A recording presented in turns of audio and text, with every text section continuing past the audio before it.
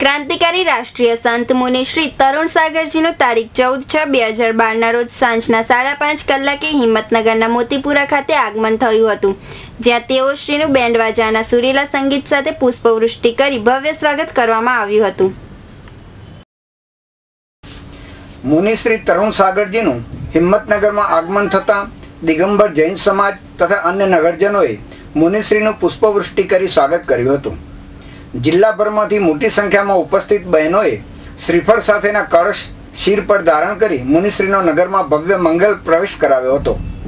મુનિશ્રી તરુણ સાગરજી રાજસ્થાનથી વિહાર કરી હિંમતનગરમાં પધાર્યા છે.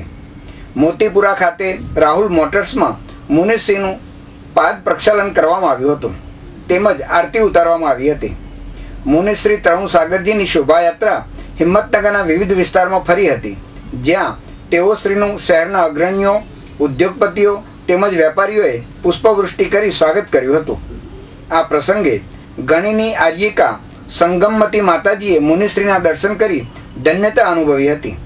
સંતોનું મિલન એક અનેરો અવસર હોય બંને સંતોનું મિલન થતાં ધર્મપ્રેમી ભાઈ બહેનોમાં પણ ખુશીની લહેર ફેલાઈ હતી.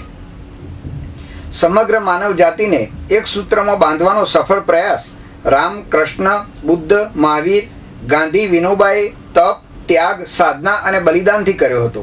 એ જ પ્રયાસ મુનિશ્રી પોતાના ત્યાગ, સાધના તથા જ્ઞાન પ્રવચનથી કરી રહ્યા છે.